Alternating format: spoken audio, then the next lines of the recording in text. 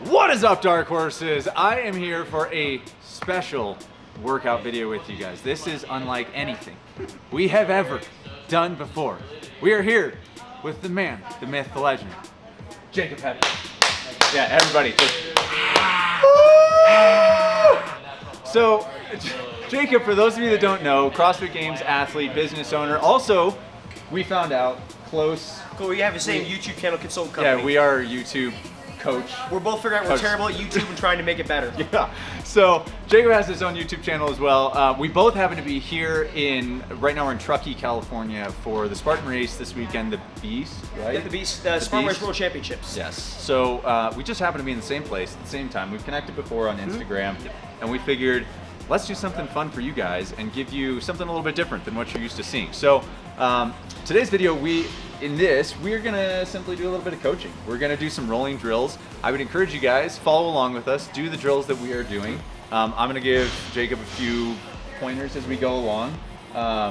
It's not atrocious. No, I roll probably just like you guys. My soul doesn't hurt when I watch, and so I think that's like a good starting point. So we're gonna run some rolling drills.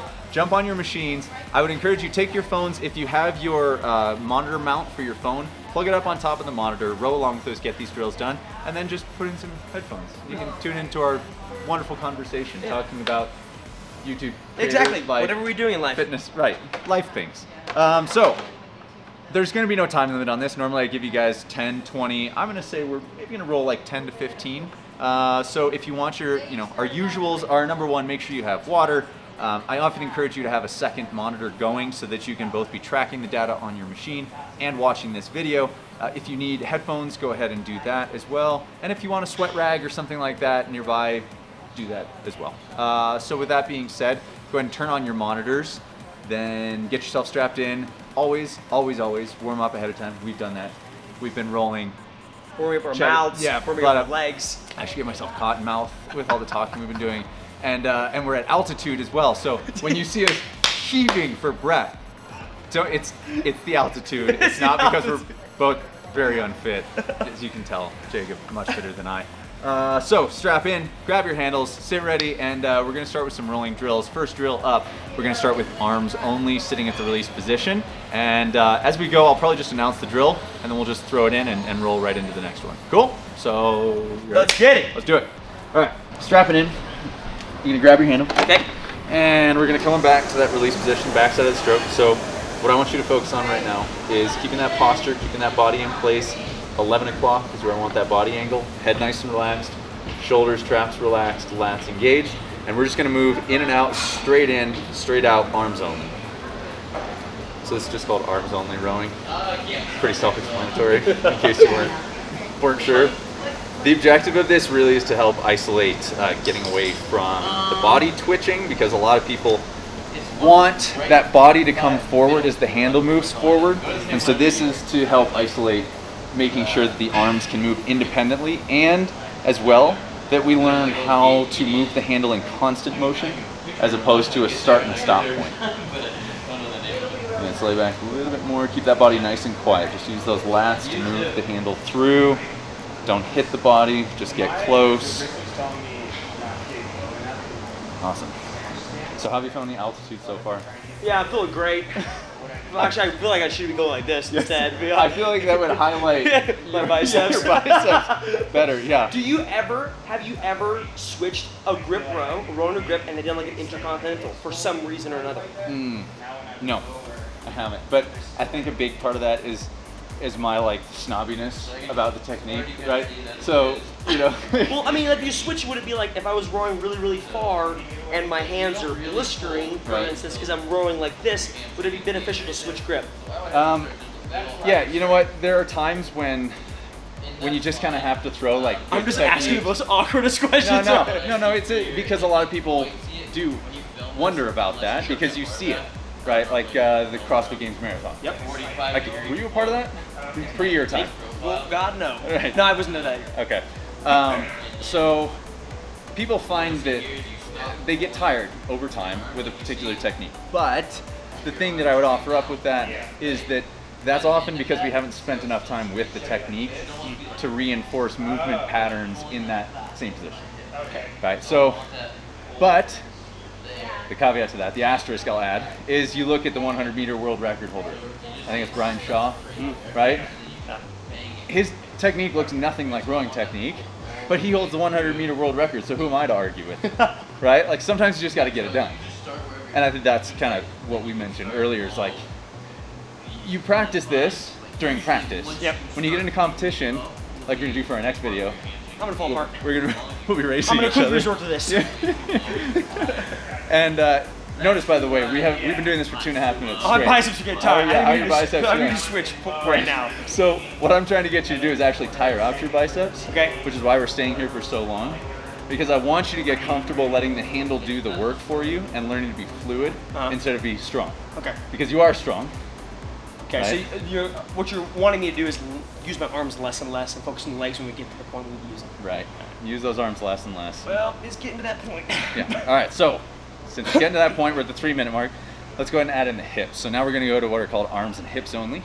So the arms are going to push away, then you'll close the hips, then we'll swing the hips open, snap the arms in. And we're just going to follow that same rhythm where it's in and out now. Relax those hands. Keep the thumbs under though. Good. So why thumbs under and not thumbs over the top? Because from my perspective, when I'm on a pull-up bar, I call it suicide grip. I suicide grip everything. I do not wrap my thumb on anything. Yep. I don't recommend it. I fell a few times. Yeah. But that's what I onto do. the back. Why am I rowing? Why should my thumbs be underneath and not on top? So for one, safety.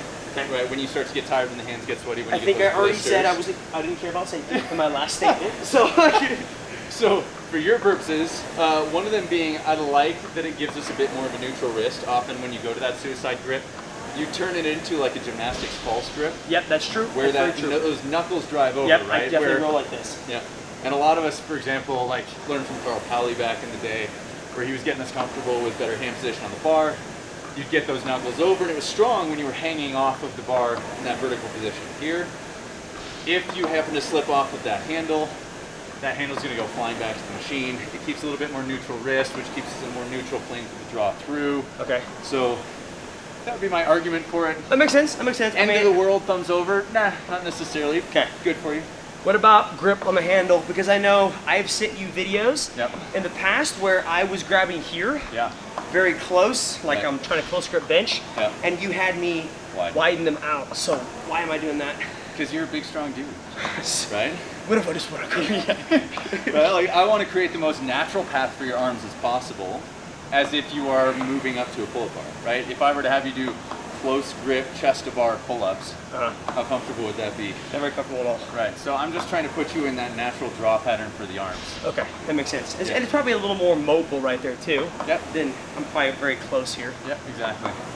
So tell me a little bit, because I see him all the time. I love him. I think many of us do if we watch your channel, but tell me a little bit about Winston. Well, so guys. Because I want to know, like, I want to know the inside scoop on it. Like, we all, Hey, did we you all see- see the videos. Did you see the video we were doing Corgi race? Have you seen that one? Oh, well, obviously Shane doesn't watch my channel, guys, so you know what? Don't watch this video. No. So, okay, down the road from me is... All right, by the way, we're going to add in legs here. Okay. So we're going to go add in just a slight bend of the knee. We call this half slide. Okay. Okay, that makes your catch where the handle's right about over the toes. Okay. And then you'll just drive.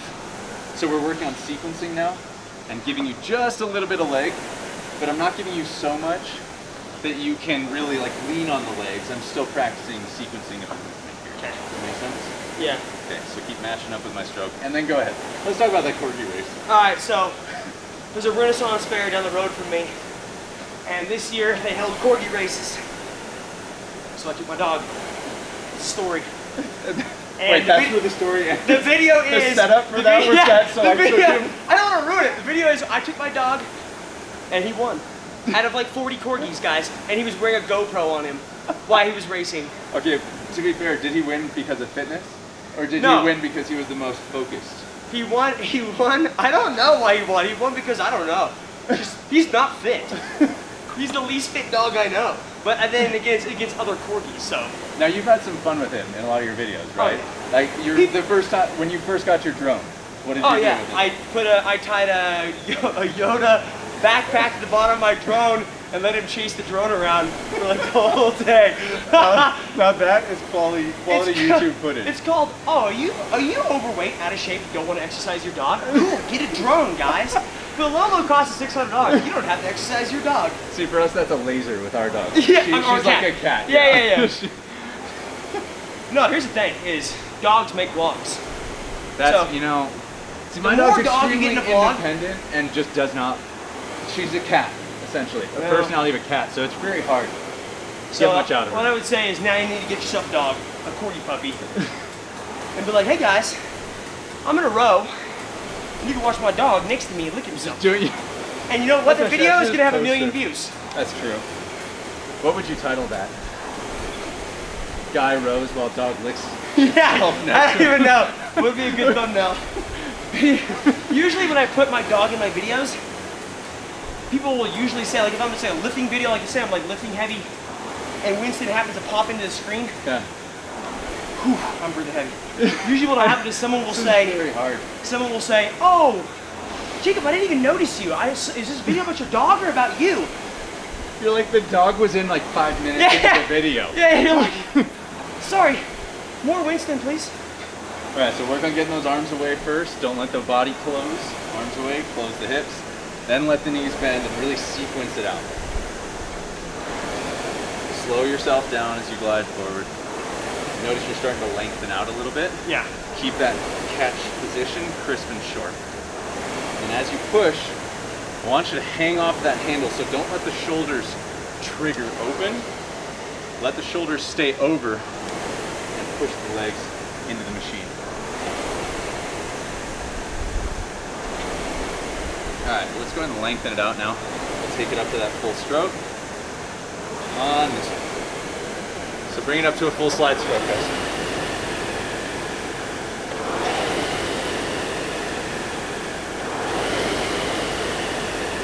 This is getting challenging to talk, think, Yeah, and also- row at the same time. Yeah. Problem is, they're probably gonna be like, man, what's going on? It's really terrible when he's telling a story about his dog. He's like, either a good story or a literally good rowing. stopped. Yeah. He had to put his handle down. He's like, you wanna hear another story? Let me tell you about my corgi. So, walk us through a little bit about how you got yourself cornered into tomorrow's race. So, Well, tomorrow's race is the Spartan Beast. Spartan World Championships, Yeah. 13.4, 13.4 miles 9,000 feet. at Squaw Valley here in California, Lake Tahoe. I'm doing it as well, but I'm probably not going to be nearly as fast as Jacob. Slow it down, match with me. Slow that recovery. All right, so how did you get yourself into this? Well, I'm good friends with Hunter McIntyre, Okay. and he's like, hey, I came out to CrossFit Games. You should come out to my race. Yeah. I said, okay. Here I am. I didn't know what it was. I agreed to it. And What was your training for this? nothing. You just trained as normal. Yeah, I mean, I've been lifting. Although you did some water training, I saw. In Yeah, recent video. I swam in my ice bath. I'm so prepared for And this. you were flipping tires. I think I ran 6 miles a few days ago with Chandler Smith, Okay. and it put me in the dirt. We'll have to get him on here too. Yeah, he'll be here in town. All right. He's awesome. I think seeing what's happened this year, for those of you that aren't not in the CrossFit obstacle course world, let's bring that stroke rate down a little bit. Shoot for an 18, relax on that recovery, lengthen out the slide. Remember that drill where I had you standing up off the seat? Yeah. Imagine that as we're pushing through, watching that corkscrew. It's been interesting to watch and see how these two worlds have collided. So, Yeah. obstacle course racing and CrossFit right now seem to be having a dating moment. Oh yeah. Athletes jumping back and forth. There's a lot of smack being talked, which I really appreciate. And it's been fun to see Hunter McIntyre, as he mentioned, was at CrossFit Games, got the wildcard invite. Yep. And to his credit, Did very decent. yeah, did decently. 77. Right. Out of 140, 130. right. I mean, so For an obstacle, an 50th OCR percentile. athlete, yeah. That's not too shabby. So you just have to do the same tomorrow and hold up the CrossFit end of the bargain. Stupid, man. My knees are gonna blow up. Hopefully your calves don't just cramp into nothingness. They're already cramping now. All right, so now I'm gonna throw in a little bit of a pause drill for us. That pause is gonna be at arms and body over. So arms release, close the hips, and we're gonna pause. Okay. Okay? And I'll say go. We'll release, take the stroke, pause, arms and body leg over. straight. Yep, exactly. Okay. Ready? Go. So how often does rowing play into your training? Go. Every year when the Open comes around. Go. So like 3 weeks worth, if that. Go. Yeah, it should come in more. So we do a morning mono. Every morning I'm doing some kind of monostructural work. Okay. It obviously rotates between bike, row, ski, run. Yep. But I will say, and that's one thing you preach on, is Go. the idea of when you snatch, you don't spend every single day doing a snatch max. Right. You work on technique, a lot of technique, different positions. You practice meters. Exactly. Practice reps. Go. Yeah. Whereas when people row, it's usually Sit up a little bit. There. Keep leaning forward, but just lift that chest. There we go. it's usually they're just rowing the row, Yep. and there's no real practice behind it. And so that's what we're trying to do more of. Is the idea of, okay, well, I can't just row every morning and just row like 1,000 meters at a time and be like, okay, I'm good for the week. Go. Yeah. Because that's 100 strokes. That's it. Yeah, Nothing. exactly. Go. It's nothing. We like to say that it takes 1,000 strokes to break a bad habit, and that's about 10,000 meters. Yeah. So you got to accumulate, not 10,000 at once, Sure. but accumulate 10,000 meters focusing on one issue, and that's about the amount of time it'll take you to break a habit. Go. Sure. No, so that's what we're trying to focus on, is the idea of, you don't snatch max every day, you work on technique. The same should be said for all the other aspects of CrossFit, whether it's rowing, burpees, whatever, running. Go. And then we'll drop the drill. So just back to nice, easy rowing. So right now, we're just gonna easy row for the final minute. Okay. And I want you to just try and practice everything we were using through the drills to try and make your technique as smooth as possible. Same for those of you that are watching. You get 1 more minute to practice the technique implementing the drills. My bell curve looks amazing. Oh, it's looking so much better. So much better. You were a math major, right? Yeah, mathematics. I'm sorry. Yeah, don't call it math. Mathematics. Mathematics, you gotta call it. Math, It is. I suppose with math you sound kind of like an elementary school. Yeah, you're like, oh yeah, teacher. I add.